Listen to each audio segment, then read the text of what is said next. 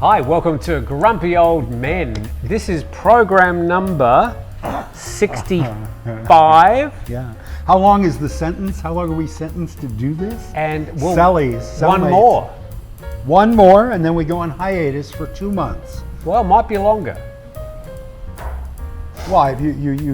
Tim is moving to Turtle Beach, is that it? And you guys are going to do the show without I'm going me? to Okay. Kazakhstan.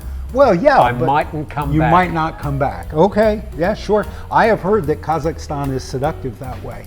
Once you've been to Kazakhstan, you never come back. What did you know? Well, apart from, you probably know about as much about Kazakhstan as I do. I know nothing. Isn't that where you showed me the clip of the guy with the 5-octave range? He's from there. 6 octaves. That's it. I could not point to it on a map at all. It's a stan. I know that. It's one of the stands. Yeah.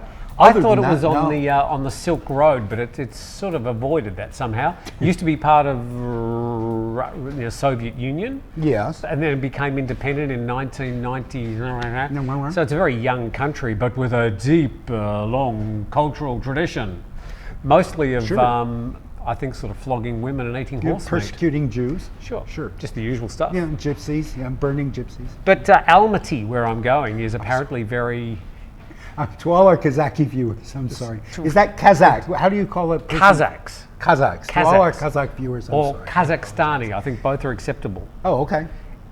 When you talk about Australians, do you talk about Aussies or Australians?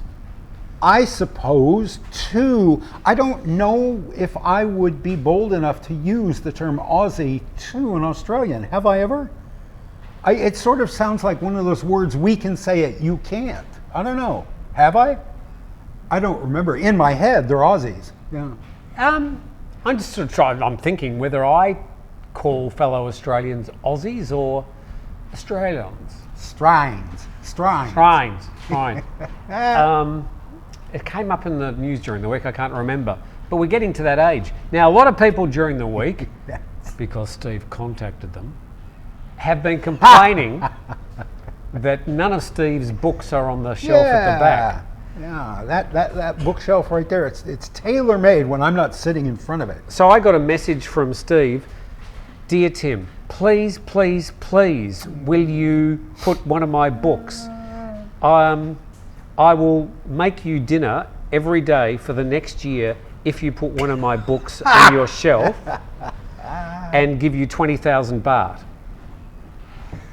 Yeah. So okay. No. If it costs me 20,000 baht, no, I don't want it. 20,000 baht per book. Per book. Yeah, I don't want it. So, ladies and gentlemen, we have expat days, and that's Steve. No, that's Steve. There. I have hated that cover since 2006. Who did the illustration? I don't know. Some Thai illustrator at Bangkok Book House who published this in 2006. And that is what a Thai thought when the publisher, George Gensbichler, said, draw me a Phang on Phuket, but he's a working Phang, he's not a tourist. And that's the only information he gave him. So he's got plans in a briefcase. So you see he's working. He's got, I don't know where my thumb is. He's got blueprints in a briefcase. But he is, of course, blonde, and he's disheveled, he's fat, his shirt's hanging out of his pants, and he is chatting up a prostitute. And what's it say? Beer? 45 baht. 45 baht for a beer. That's 2006. How much did you pay for a beer? Now, I'd have no idea. I wouldn't either. I don't have any idea. How much for a beer? Yeah, I don't know. But that is what a Thai person's idea was of a working expat on Phuket. The book's full of stories about me and my children and my ex-wife and my job and my boss. But no, it's a Phang in a bar on the cover. So I have not been happy with that cover. The e-book, the Kindle book, has a better cover, I think. But this is the one. It's a photo of you. No, it's a photo of my, well, it is. It's my Thai driver's license from 1989. And I thought... Is that still active? No. But I would like to do a new issue with I just got my new Thai driver's license, so I would like to do a cover that's got the 1989 license and the 2024 license and see how Steve has changed. But at any rate, yeah, I like that cover better. This cover I've never liked, but that's what you get on the paper copy, on the actually printed, what do we call it? The paper copy, right? Yeah. Raging Bull on page 118. Which is a video on my channel. I read this. About half a dozen of these stories are on my channel. My friend Barry invited me to go to the fights with him tonight. So you don't need to read them here. Continue. Oh, and now, because I hate to lie, I have to, I told him I had to go to a funeral instead, and now, because I hate to lie, I have to find a close friend and kill him. Is that the same Barry that we know? No, it was actually Another Barry. Patrick Cusick was the person who invited me to the fights that night. So it's a whole lot He's huge in boxing now. Who knew? Back then he was just another Phang on Phuket who was editing a little magazine called Phuket Magazine. Now he is huge in the world of Muay Thai internationally. Patrick Cusick, he's a huge promoter. And he invited me to the fights. I didn't go. Individual stories? They're like just These a set are, of... The first two books are collections of newspaper columns. I had a very popular column in the Nation newspaper every Sunday. Me and Bernard Trink were the two competing columnists in the two major metropolitan newspapers. And these are each book is 50 1,000 word newspaper columns. Right. This one is essays, first-person essays about my life on Phuket in the 80s, and the other one is short stories, 1,000 word, very brief, what they call flash fiction now. Are some of them true? Just a little bit. Yes. No, they're all true. That is the rule in writing creative nonfiction. You can't make anything up. You can leave shit out, and I leave a lot out of these stories, but you cannot add anything that didn't happen. And the other book we have here, it's costing you a fortune, Leaving Thailand, a memoir by Steve Ross with an E. There we go. Yeah. Well, thank you, Tim. I very much appreciate that. That's very nice. This book is the best writing of 20 years. There's 20 years that separates the first essay in this book and the last. And my best writing throughout those 20 years, all of it about Thailand, of course. Is this about the sadness of your marriage? It's a very, very sad book, yes, about my disastrous marriage and what it meant to leave Thailand after living here for 7 years and falling in love with this place and then going back to America as a 40-year-old father with nothing on my resume except a bachelor's degree in theater. In Iowa, there's no theater industry to employ me in Iowa. So it meant going back to unemployment and poverty and a terrible divorce. And so there are dark chapters of this book, yes. So there's another 4 books, I believe. Yeah, sure, let's say that. And they're all available on Amazon. Put Steve Ross with an E in your Google machine. Wow. Tim, thank you. You know, in a year, 64 episodes, you have not pimped my books this hard before. Excuse me, I do it every week. No, you mention Steve Ross with an E on Amazon every week, for which I am eternally grateful. Don't get me wrong. Here, you're just waving them around in the air. I won't have them treated that way. They're like in a nice, neat stack. So they will go. They will go on the shelves. Now, Thank you. depending you on- won't shoot in front of this background again, will you? They're either going to be on the top tier, the middle tier, or the lowest to it. tier. So you'll know, how you're going. Where I'm standing that week. Yes, Yeah, yes. yeah. I was speaking on my Saturday program. You were. I watched. You were pimping your books through the entire Hell program. yeah. That's the theme today. Read Steve's books. Just pimping books. Yeah. And we were talking about safety in Thailand. And there were a few articles that were written that sort of regurgitated every year with the police parading down, usually dressed up with all their lapels and the whole thing. And we're happy to report there's no prostitution and everything's fine.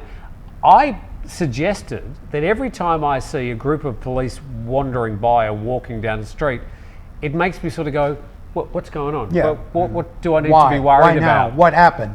It does not make me feel safer. In fact, it has the opposite effect. How about you? Not that you go out much. I don't, yeah. Except But I when you're used to. promoting your book. It used to be my job.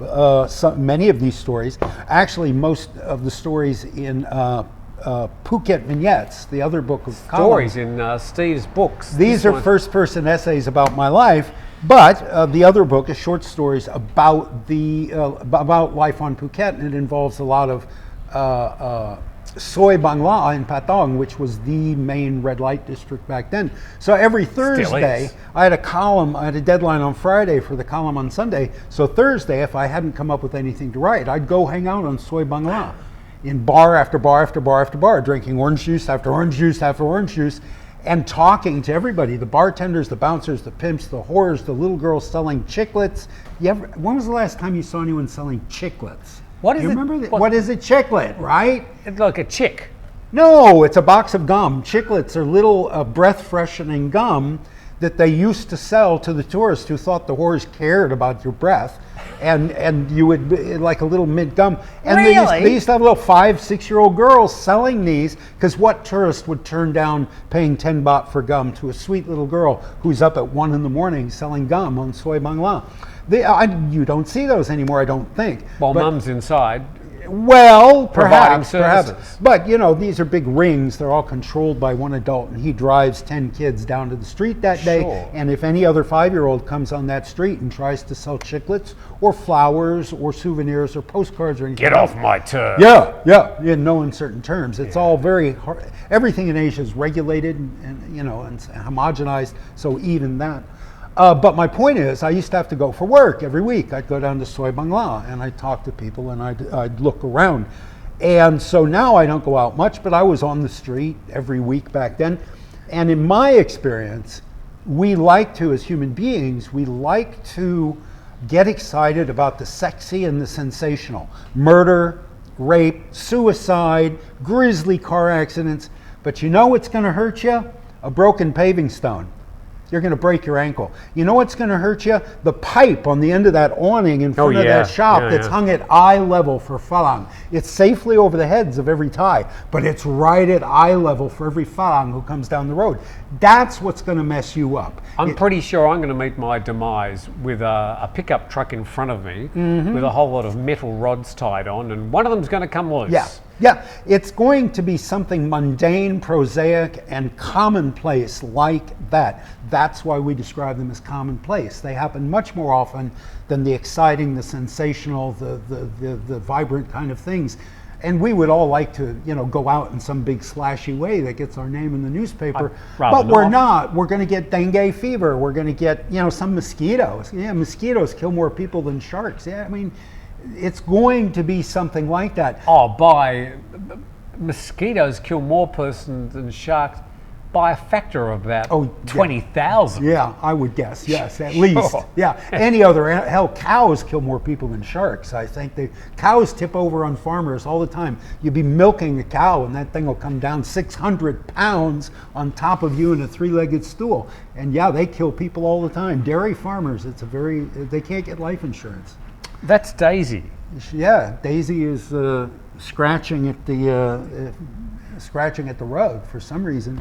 But yeah, anything could happen. My opinion of safety in Thailand is you're responsible for your own safety. Yes. And people were I thought the comments in your show were very balanced and logical and sane. And everybody said, watch your behavior. The biggest thing you can do to protect yourself in this place is smile at everybody. Don't lose your shit over, you know, getting scammed, or she wants to charge you for a scratch on the motorcycle that was there when you rented it. It's 150 baht. Pay and smile. Yes. I mean, your behavior will determine whether it is the pole on the end of an awning that takes you out, or some 21-year-old bar girl with a machete who takes you out. I knew a guy in Phuket. This guy was some kind of like anti-terrorist. He had been back in the world, an anti-terrorist kind of semi-spook sort of Norwegian CIA guy, or that was the chatter. He was able to kill you 50 different ways with a playing card. Guy was real bad news. And he walked on aluminum sticks because a bar girl got mad at him. She had one of these curved blades they used to prune fruit trees. She came up behind him at the bar and hit him in the back of the knees and cut everything behind the kneecaps. And so his legs were fused now and he walked on aluminum sticks. The guy could kill you with his bare hands, but a little girl 5 feet tall with a rusty tree pruner, she took him out of the show. I've got a rusty tree pruner, but I've never thought of using it that way. Yeah, and behind the knees. She didn't hit him in the head. She took out his knees. I mean, because he did what? What do we think he did to her? Shortchanged her? Asked her to do something she didn't want to, whatever it is, he offended a working girl, and she was willing to go to jail to get him back. Did she? Oh, I assume, yes. One night I asked, I don't remember his name, Jens or so, why does Jens have to walk on aluminum crutches? Because the guy was built, guy was ripped, and he was like, had a scar on his face, and he was like obviously a tough guy. It's like, why does he walk on sticks, thinking that he got beat in the ring or in a motorcycle accident? No, some little girl with a blade. Nothing worse than being beaten in the ring. Yeah. So be safe out there. Yes, and I think on that note, I'd say just spend 10 minutes on the internet before you come to Thailand. Just have a quick read about culture, maybe do's and don'ts in Thailand. Yes. Just get a bit of a quick perspective of Read a book. that this is one of Steve's books. Doesn't have to be. No, Thai Ways by Dennis Segaler is probably the best. The Thai and I by Keith McPhail. Anyway, there are books that are specifically how to do business in Thailand, things like that. Now, when it comes to books, I have to admit that I'm no longer an avid reader. Yeah, me too. Yeah. And but there is a group of people that say, oh, I read this book and you should read this book. And there's obviously still people that are into books. Mm. I would suggest that they'd be of an older age group than younger. I believe that would be the case, yes. But I tend to listen to podcasts. I tend to watch like a podcast or an interview on TV or a documentary rather than a book these days. But I do display them happily behind me, and there's obviously lots of books still being printed. Now, there was a daily news program published in Phuket called Phuket Extra with JP Mastanza, when they were having somewhat of sort of shelf wars. How's that going? Well, they put Tim Shaw's, they won't put my books up there, but they put Tim Shaw's book, bestseller. They put Tim Shaw's book up there, so I know, A, they watch your live broadcast and they saw Tim on your show, and B, they do read my daily comments. Because what they're doing, all right, so I was a set dresser in the movie industry. And so I look behind. I always look whatever's behind the actor. I always look at what's on the walls. What's the furniture? What's the carpet, the drapes, whatever, the tiles. And so I noticed that somebody was taking out one book and replacing it with another book every day. Just random books. It's obviously just a collection of random books. And I commented, I don't remember the first they're easy decor. People are used to and expect to see a bookcase behind a presenter and you can in go, an informal chat. If you go to IKEA, they have the fake books. The fake bank of books, which is just really one piece of cardboard with 10 titles I used to on make it. those. I've made thousands of those for There sets. you go. Thousands of those for sets. There you go to Goodwill, you buy the old books, you cut the spine off, you cut a piece of styrofoam that size, you glue the spine onto a piece of styrofoam, and they're light and they're easy to transport, because if you're on the road with the show and you've got 600 books, it's a drawing room mystery, and you've got a whole wall of leather-bound books. So does it denote sort of a knowledge and wisdom by having books behind It can, certainly in the case of Agatha Christie's Mousetrap or something like that. Yes, this is a country manor, and the lord of the manor would always show off his wealth by having bound first editions in his library.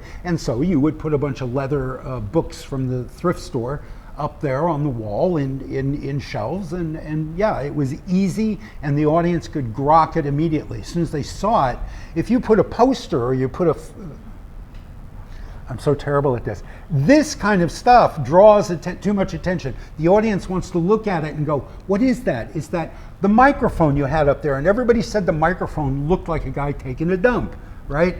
All of that stuff is kind of problematic. The ship up there, it draws focus away from this, which is what you want them to be looking at. But there's Books don't draw focus. Okay. Sorry. I'm sorry. I got excited. You Yeah. But at any rate, so I've been asking them to put my books on there. They have not as yet, but I know they're reading my comments because they put Tim's book up there, and they've got Colin McKay's History of Phuket, which I have not read all of. Big, but thick one. That's around somewhere. Yeah, Colin McKay and I are the only people who have written specifically about the island of Phuket, and we really both should be selling way more books. Yeah, that's what's going on over there. So if you want to go look at Phuket Extra and tell them to put Steve's books behind JP, Tim Shaw, that'd be great. He used to use his book bestseller as like a calling card. Sure. Whenever he met you, you didn't get a business card, Yeah. you got a copy of the book. Yeah. I've got 3 or 4 of them around somewhere. I should put them along with yours. Marketing, Probably on layer 3. the day I met Christopher G. Moore in 1990,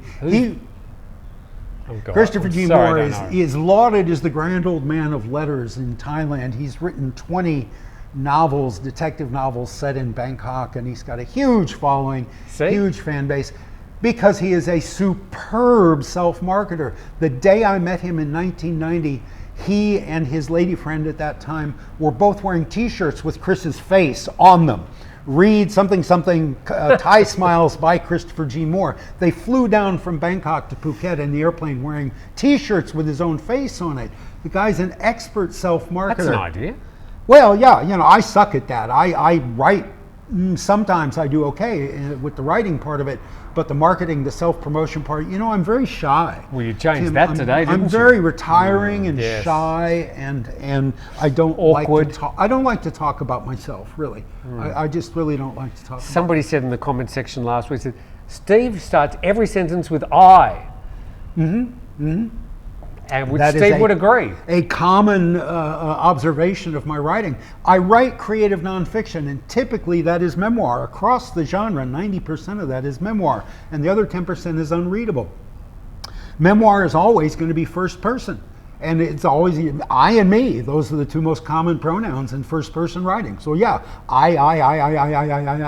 And if you don't like it, go read something else, but read, all right? And if you do like it, let me know, because I really appreciate that. So let's go to Norel's book, which is full of your daily musings. You use it a bit like a diary, making notes for things to talk about. I use it Grumpy Old specifically Man. for this show. I have never had the self-discipline required for a diary. You write in capitals. You don't write. Oh, I barely write at all. I spent 20 years. You don't write at upper and lower. You write all uppercase. Yeah. This is the first thing I've written since the last time I wrote in this book a week ago. Okay. I worked on a keyboard. I type 175 words a minute, or I did when I was working. I've never checked. I suppose my computer would do that for me. It was required for my job. You had to type 125 to get the job. On an Olivetti. Well, yeah, I started on the old IBM Selectric with the little ball that spun around. Wasn't that neat? Sure. It sounded like a machine gun. And my God, they had self-correcting ribbons in typewriters. I thought, oh my God, that was the greatest thing. And then word processors. You remember that term? Sure. Word processor. Yeah. Oh, those were the days. It's like an electric typewriter. But it is very difficult for me to write by hand now. I can't. And I was born left-handed, and had it bashed out of you. At some point at school, they taught me to write with my right hand. So my writing has always been illegible, except in the 3rd grade. I fell off the jungle gym and broke my right arm, and had to write with my left. And I had beautiful penmanship from day one with my left hand. And as soon as they took the cast off, I went back to my right hand. Can you still write with your left hand? Or No. I mean, these days I can't do anything. I'm a terror on the roads, man. I'm dangerous on a motorcycle. I can't walk. Like I said, these paving stones are going to be what takes me out. It's not going to be a criminal with a knife who wants my wallet. God knows. One of your correspondents said, "Don't dress like you have money." The only time I dress like I have money is when I wear Gordon's shirts on this show. Yeah. So it's not going to be somebody with a knife who takes me out. It's going to be a broken paving stone. It's going to be Steve wandering along, enjoying the clouds and the birds and the cats up on the walls. Hello, kitty. And he steps right off the curb and down in the sewer, and he's never seen again. That's what's going to take me out. So no, manual dexterity, other than typing. I'm still really fast on a So if keyboard. you'd like to predict Steve's demise, we look forward to Deadpool. your thoughts in the comment section. Yeah. Well, I've been told by 2 different fortune tellers. I've gone to fortune tellers 3 times in my life. I was told by 2 of them that I would be killed by a woman. 2 of them, by a woman. So, yeah, I always thought it was going to be my ex-wife. I thought for sure that woman would either kill me by just grinding me down into nothing, or push me down a flight of stairs, one or the other. But no, turns out no. Moving on. We always like to start with Steve got it wrong. We're going to start with Tim got it wrong. Excuse me? Today. Yes, TGIW, baby. That's the t-shirt, TGIW. Oh, no. You know what? I'm going to start with just a few notes. First of all, the first thing I wrote down, stay out of the water. Oh my God, if you are anywhere on the west coast of Thailand, if you're in Phuket, Krabi, PP, Thai Mueang, Khao Lak, stay out of the water. Don't look for the red flags. Don't look at the water and judge it yourself. Just stay out of the water. How many people died in the last week on Phuket? 4 people. And 8 were plucked out of the water in trouble. Yeah, I mean, what are you doing? Stay out of the water. It can be dangerous. Knuckleheads. I have discovered, I fell down a rabbit hole, a Thai vlogger rabbit hole this week. Or were you pushed by a woman? No. I fell down a rabbit hole. I found a guy. A literal. Who makes really interesting videos about Thailand, and that's rare. Man, nothing's as interesting as this, of course. But finding somebody who's unique, who has his own voice, who has his own style, and has the something. sci-fi guy? No. This. Oh yes. His channel's called Walker. WALK number 4R. Walker. I don't know why. It used to be a backwards 3. Now it's I don't know. But the guy has a very distinctive appearance. He's got a very distinctive way of speaking, and his videos are extremely well done, and they are all about Thailand, and the information he presents is presented in a very palatable way. I just really admire his work, and I think he deserves more subscribers and more views.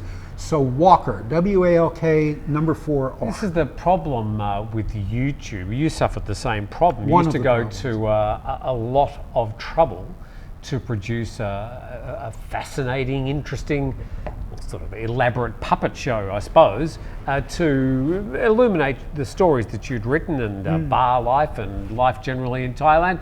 And you'd spend weeks building the sets but now when you just walk around with your metal detector or not, picking things up from the beach, you get more views. So it's a funny old game, YouTube. It's a funny old game. The most views I've ever gotten were the monologues, where I would just sit for half an hour alone with the camera right here, with the frame right here, and just talk into the camera for 30 solid minutes. And those got way more views than the Boontongs videos, which is what he's talking about. It's a playlist on my channel called Boontongs. And the beachcombing videos, there's only been 2, so it's still struggling to get an audience. But yeah, the monologues, just Steve riffing into the camera on a single subject for half an hour, got more views. God knows why. But the guys who really do well, now you can either go the Bangkok Pat route, or the retired working for you route, which is where you produce a very well-made, professional quality, studio type, informative, instructional video, which is great, and I could never do it. And Bangkok Pat and retired working for you are the 2 best guys who do that. But it is a little bit like going to school. You are there to learn about the history of Nana Plaza or the history of the BTS. The personality and the life story of the person, the character of the narrator, is never touched on. And I look for character in everything. Every movie I watch, every TV show, every book I read, I'm interested in character development. I like your show because of who you are. And I think that's a little lacking. Walker hits it right on the head. Well, so WALK Number 4. The number 4 R. R. Okay. Well, we will look at that. Yeah, I like it. All right. All right, now, Tim got it wrong. No. Dr. Pepper. I deny it. Dr. Pepper is not root beer.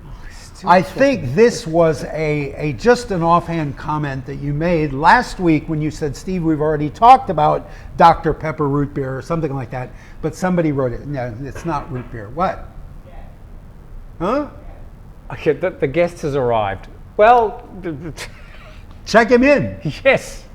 Oh my God. Oh, this is for Bamboo. The guest is Oh, probably... so he's at the right address. All he has to do is go in the place. Sure. Yeah, you can do that. I imagine that the guest will be brought in. Well, you can stop this. There's No, no law no, that says no. one take. Oh, no, there is a law that Is says there? one Oh, take. okay, cool. I like that. I'm better at one take. So root beer isn't sarsaparilla, isn't... I think Dr. Pepper is root beer. I'm sorry. There's going to be comments, and now we got to talk about that next Again. week. Again. See how many weeks we can string this out. Yeah. Our final comment on the final show will be, no, it's not. It's root beer. They sell it at Lotus. We'll crack open a couple cans of Dad's root beer, and we'll sit here and drink root beer. A root beer float with vanilla ice cream. Oh my God! Well, I that used to is do so other good. lemonades with ice cream in, but not root beer. Now they're going to write in and say Dr. Pepper's not lemonade. Well, we used this to an call Aussie thing? lemonade, and I think you call them sodas. We call them lemonades. Okay. Any fizzy sweet drink? Sure. Oh, sure. okay. All right. You can put Dr. Pepper in your car; it'll run on. Biofuel. Yes. Shocking stuff. Hi, Daisy. Daisy's excited. Daddy, we have a guest.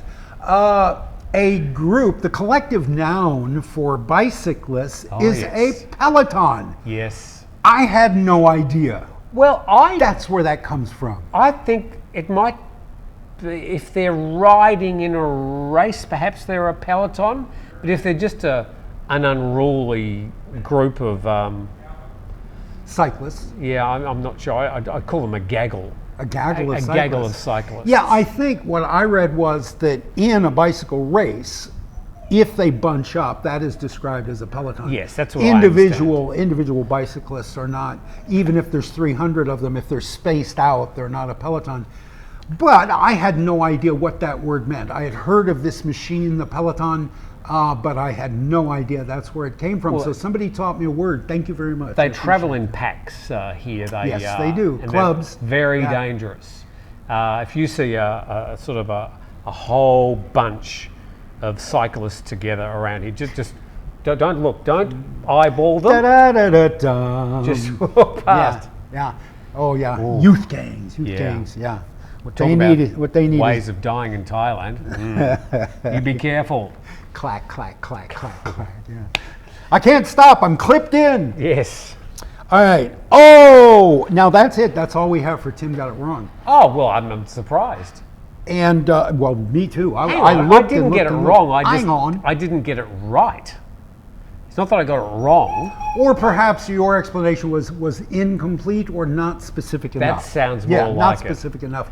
And by the way, I began my working career in Thailand by teaching English at the Phuket Yacht Club on Nai Han Bay.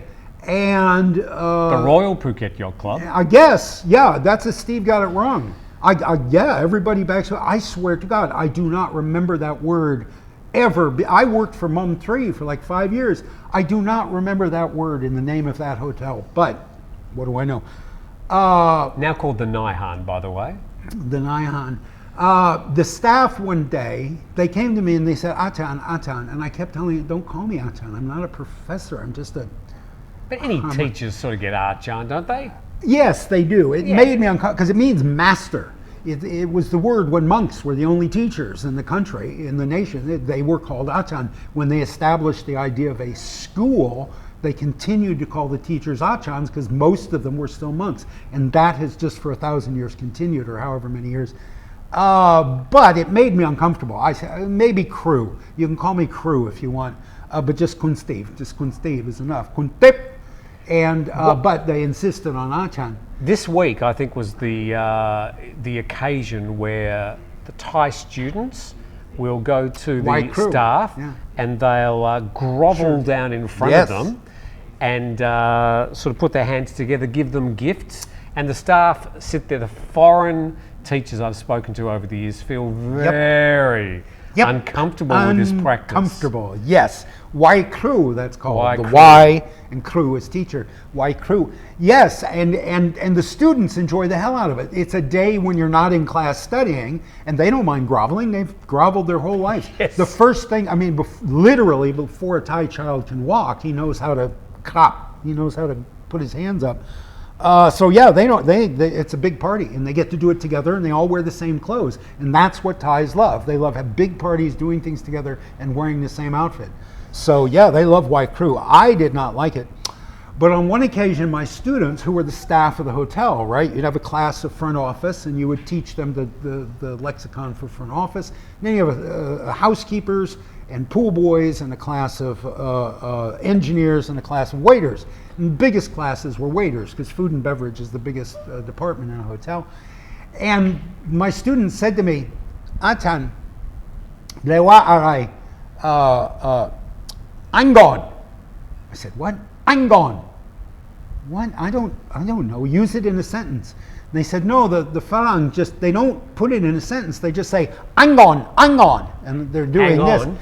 They're Aussies. Aussies guests, if they want to summon the waiter is taking your order, he's turning away from the table, and you still want to order drinks or whatever. Hang on. And they didn't know what that meant. So it took an American to explain it to them. Hang on. I was teaching English. Mm-hmm. All right. Subtle jibe at Australian culture, but thank you very much. It wasn't subtle at all. Sticking with the theme of language. So last week I said that to my ear, and I've never looked them up or read them, to my ear, two words sound exactly the same. The word for to be serious and the word to hate something. And so in my mind, I was connecting that in Thai culture, that you're only serious about something if you hate it. That we were talking about yakit mak, don't overthink it, don't think too much. And I said, yeah, you know what else? Serious and hate are the same word. Well, Steve got it wrong. And I'm very grateful for the correction. I've learned basically what I thought was one word. I now, after 35 years, I've learned it is one word. And it is kriet, high tone, hard consonant. Kriet to mean serious, and low tone with the gokkai, the soft consonant, kriet. And I think it's law ling. Yeah, it's not an R, it's an L. Kriet means to hate something. Have you had people to talk to this week? Huh? Have you had anybody to talk to this week? In Thai? In any language, you just seem to, you're just getting it all out. I thought that was the idea. I'm sorry. I'm sorry. So, okay. What do you want to say? No, take it away. No, keep going. You already did an hour today. Let me do an hour. Sure. Yeah, anyway, so I very much appreciate the people in the comments who set me straight on that. And I'm very envious of you that you have... It still sounds like the same word to me. Right, yeah. And when sorry. I say it, it will sound like the same word to any Thai person. But I always make sure to use a lot of words so that they have a lot of context and they know what I'm saying. Thais tend to be very... okay if you get the tones wrong. They sort of can usually piece it together. I think more forgiving than the French, certainly. But yeah, they're tickled pink that you would make the effort. Honest to God, you get social capita simply from trying, except if you are somewhere like on Phuket, where certain people are hired for the jobs because of their English proficiency. And if you go into a restaurant and they send over the waitress who speaks English, because you're a Phang, and you speak to her in Thai, all of a sudden you're taking away what makes her special.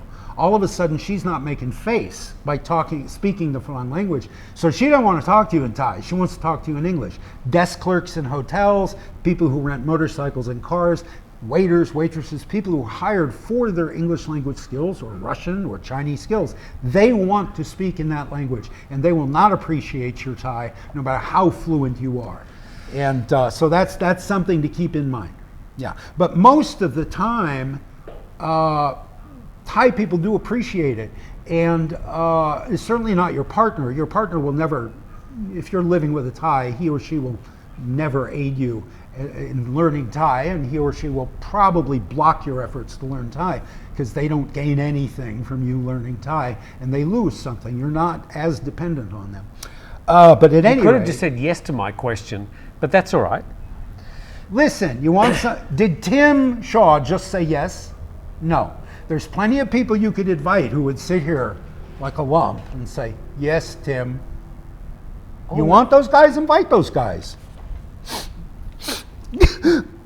I got plenty of people to hang out with on Turtle Beach. I don't. This is it. This is Desperate. This is the entire social circle of Turtle Beach, Thailand. This is it. The Phang Nga, you know, everybody else here, and they pity us. You know that because we don't have family.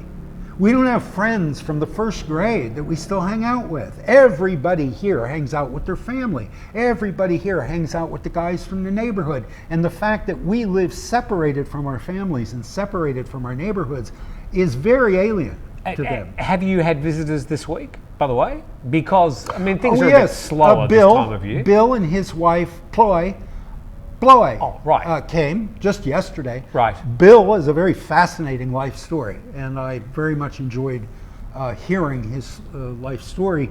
Other than that, You're busy with turtles. no, you know, Ross, who used to come over in the morning, he used to chip in front of my house. He's gone. He's gone to Koh Samui.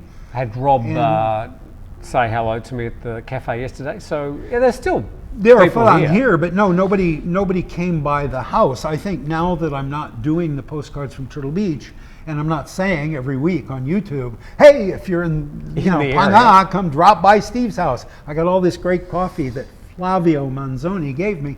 Now that I'm not saying that every week, no, I don't get as many visitors. But yeah, Bill came yesterday with his wife. But no, I don't get a lot of chance to speak in English during the week, and so this is very enjoyable for me. Thank you, Tim. If I've never said thank you before, thank you. All right, we go on. Steve got it wrong. The movie that was filmed on Phuket with John Lone in the 1980s was called Echoes of Paradise, not Shadows of Paradise, Steve. Oh, got your echoes and your shadows. Yeah, I got my echoes and my shadows. That movie was instrumental in my coming to Phuket, and I got the title wrong because it's been 35 years of smoking broccoli, and my memory is very porous now. They're currently making a couple of movies in and around Phuket. Currently, they're in Krabi, making Jurassic Park. I don't think I'm allowed to say that. The movie about dinosaurs and things. Yeah, there is an essay in here about the 6 months that I worked for Oliver Stone in Phuket on a movie called Heaven and Earth, and what a trial that experience was, and how Steve screwed up what could have been a movie career in Thailand. I could have gone on. There is a crew of Farang who work with foreign productions who come to Thailand under a man named Santa Pastonje. I assume Santa's probably dead by now. But I could have been part of that crew and worked on movie after movie after movie. They all went on to Dumbo Drop after, and I screwed it up with my big mouth. So that, you can read about that in Leaving Thailand. The last big movie they made in Krabi was the Fast and Furious 278. The whole sort of second part of the movie was filmed in Krabi. They could have filmed it in downtown London for all I knew. And you look nothing like Krabi. All those beautiful karst mountains and the rivers and the tropical jungle. I didn't see any of that, but apparently it was made in Krabi. Well, Vin Diesel and The Rock wanted to spend a couple months in Thailand. Ah, now we're talking. Yeah, that's all. That's a lot of it. You know, you get to, what is it, Fast and Furious 9 or 10? By now, Vin Diesel and The Rock write the movie in a 10-minute phone call, and they call their agents and say, we want to go to Yugoslavia. I hear the skiing is great in Austria this year. Let's go shoot in Austria. And poof, off they go. Yeah. We should be so lucky. Yeah. That's a technical film term. Okay. I learned that in college at university. And the sound that waves make when they hit the beach? Fatum! Yeah. John Lone was not the king in the terrible Jodie Foster, Anna and the King. That was Chow Yun Fat. John Lone, who we mentioned because his first movie ever was Echoes of Paradise, filmed on Phuket. He played the last emperor in that big, lavish Italian production of The Last Chinese Emperor. That was The Life of the- wonderful. It was wonderful. Bertolucci. Bernardo Bertolucci is the director, I think. It was Italian. It's not a movie you ever want to watch a second time. Hey Siri, who directed The Last Emperor? It's spectacular. It is. Bernard Bertolucci. There we go. John Lone Fabulous. was The Last Emperor, and that he won a Golden Globe for that. And his first movie was on Phuket, Echoes of Paradise. Okay. He was not The King and the Terrible and in The King. Sleeper is the Woody Allen movie set in the future, and oh yes. my God, don't people have opinions about Woody Allen? That guy. As I said, there's two lots of people. Yeah. There's people that like him and people that hate him, and there's nothing in between. No. Boy, he's either the devil or he's the best auteur Hollywood and New York have ever produced. Yeah. So there we go. And you know, I'm just going to leave it there. There's nothing in Texas south of Galveston. I said that Medford, Texas, the fictional town where Young Sheldon takes place, was south of Galveston. Well, the Mexican border is south of Galveston, so anything south of Galveston has the word San in front of it. San Jose, San Miguel, San Ysidro, San whatever. It's all San. So no, it actually, somebody informed me, Medford is on Route 59, which goes from Laredo to Texarkana. And that should be a country song. I only bring that up because I love the sonorous phrase, halfway from Laredo to Texarkana. Isn't that just wonderful? Isn't that evocative of Texas? Oh my God. Yeehaw, cowboys. So yeah, I got that wrong. The only country song I know about Texas is Love is Lubbock in the Rearview Mirror. That's about the only one I know. All my exes are from Texas. I've been to Lubbock in Texas, by the way. Yeah? How'd you like it? You liked it in the I think the song pretty much had it right. I went to this huge barn. There's no small barns, but in Australia, on a Friday night, you might go have dinner with friends, maybe go to a bar and catch up, but there they do this line dancing. Yes. And there were thousands and thousands of mostly young people and some rather desperate older ones. And I think it was like a former like roller skating rink, and it was this great big track, and in the middle was all the tables and the bars and the lighting and the bands, and they were just trekking around. Yeah. This like timber floor, and they're all sort of doing the different line dances. Yeah, well, it comes from I think that's an import from Ireland, the river dance. It's the same. Wow. And the men, because you don't move your upper body. Yeah. And the men keep their hands permanently on their belt buckle. Yeehaw. Yeah, your hands are on your rodeo belt buckle that you won at the rodeo when you were 15. And they all bought their clothes from the same shop in Lubbock, Texas. They were wearing the boots and the jeans, and they had the big buckle and the tassels on the shirt. At a store called Horse and Hound. Horse and Hound. Where'd you get your boots? Horse and Hound, of course. So that was quite an education. I was about 30. I was 32 at the time, and I asked for my ID. So I said, thank you very much. You still had hair. No, actually, no. Long gone.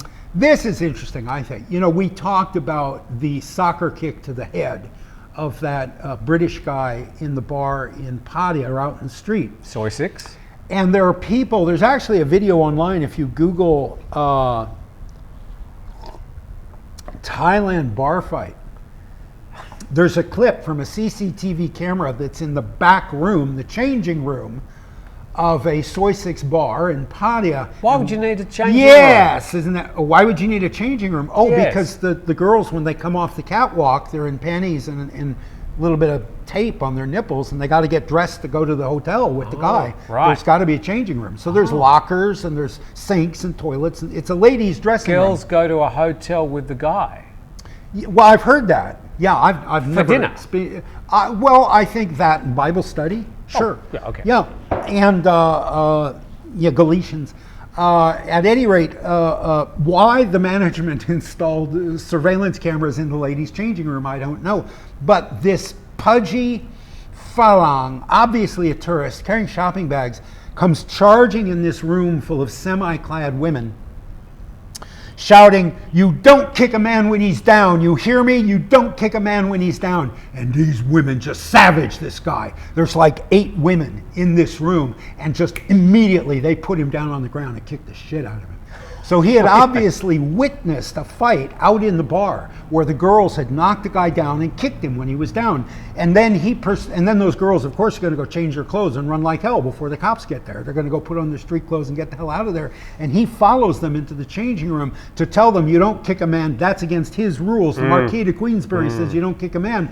And they said, "This is Thailand. This is a whorehouse in Thailand, dude. Get on the ground." We're not in Kansas anymore, Toto. And so the idea that there are rules in a street fight is a very interesting idea. And it was pointed out by Bill Eccles that in certain fight promotions, not only is the soccer kick legal, including the promotion that Stamp Fairtex fights in, the leading best-known female Thai boxer in Thailand today. She fights in a Phang promotion wherein, knocking, if it's MMA, it's mixed martial arts, and if the guy's down, there's the ground and pound.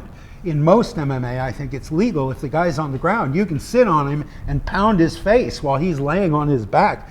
And this is all legal in the ring with a ref right there. So certainly in a whorehouse in Thailand, everything's legal. Whatever, she's going to break a glass and cut your throat. I mean, it's, saying, "You don't kick a man when he's down." Dude, go back to Kansas, Toto. Okay, one more. Oh, all right. Well, we'll save this for the next one then. Sure.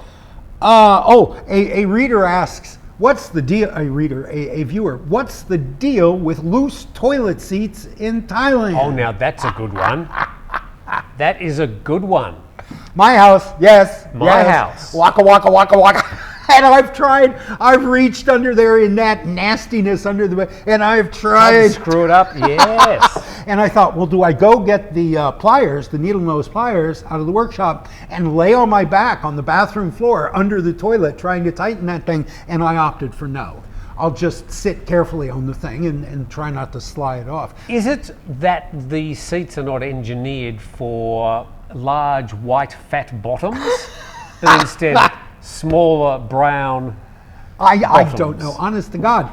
It might be, there are architectural standards. I don't know about that place you come from.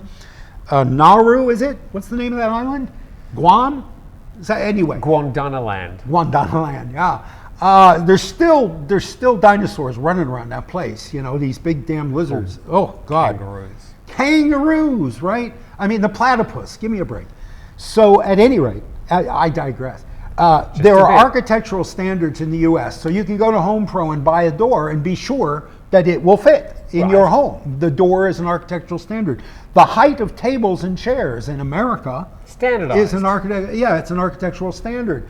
Lots of things. So if you buy a 3/8 inch screw, it's going to fit the 3/8 inch bolt. Here, not so much. Sometimes. Yeah, so I'm thinking perhaps it has to do with the manufacturer of that porcelain fixture is not in contact with the manufacturer of that plastic seat, and therefore they have picked 2 random dimensions for their bolt holes.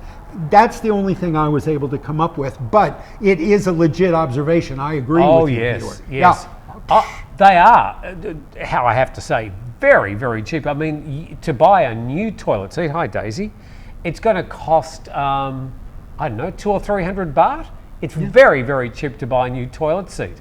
But when you buy them, you think, a little bit flimsy. Yeah. Well, I don't think they expect Asian people, those little brown tushies, to use them, because I remember going through the Narita airport and there would be footprints on the toilet seat. Asians want to squat, and they're right to do that. It's much healthier. Asians want to squat, so they'll climb up on the seat and squat down. And maybe that's it. Maybe all that climbing up on their feet shakes that thing loose. I don't know. But it is, that's the thing about Thailand. In a year, we've never mentioned that. Oh, I don't write down the names. That's one of the best and most accurate observations we've ever had. Yeah. Good on you, nameless contributor. So thank you very much.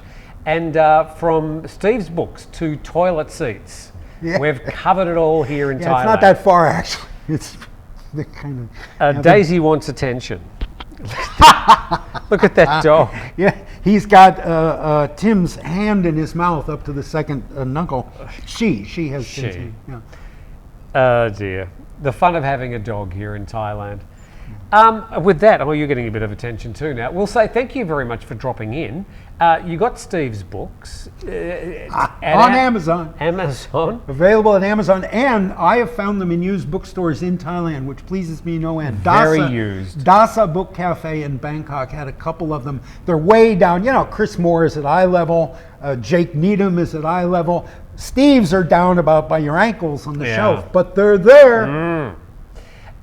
So if you do need decoration on your bookshelf, then I can highly recommend Steve Ross with an E on Amazon.com. If you want to cut the spines off and wrap them around a piece of styrofoam to decorate your library. Any publicity is good publicity. Sure. As long as you spell the name right. And also, Steve has a channel all about beach combing. I forgot. Which is called Beach Combing at Turtle Beach. Beach Combing on Turtle Beach. On Turtle Beach. There's two episodes there so far, and the first of the month. 2.5. 2.5 episodes there. The idea is on the first of each month, I'm going to take people through the rainy season on this beach. And so on the first of each month, I will drop a video. Well, we've only got 8 days to go. I can't wait. Yeah. And I have to say, if the last week is any indication, you'll have plenty for people to see. Yeah. Because stuff is washing up. Oh, yeah. This is the time of year. That's why I'm doing it in the rainy season. All the garbage in the Indian Ocean is coming to Turtle Beach right now. So thank you for joining us on the Steve Ross Show. I'm Tim Newton. Please subscribe to my channel. Yeah, if this was the Steve Ross Show, I'd get paid. And